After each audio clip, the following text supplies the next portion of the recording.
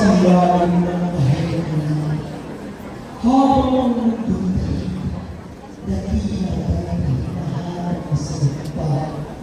Isang tanong ang bumabalot sa hangin, paulit-ulit na umaalingaw-ngaw.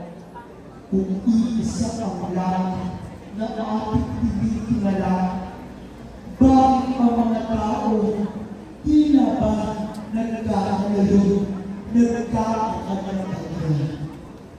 Ang pananampalataya ay hindi nanguusik. Ito'y nagmamahal at nagbubuklod ng mga puso at paniniwala sa iisang Pilipinas. Ngayong araw, kami ay titindig. Magkakaiba man ang tawag sa Diyos na sinasambit. Magkakaiba man ang dasal at paniniwalang bitbit. Iisa ang sigaw. Iisa ang hangat.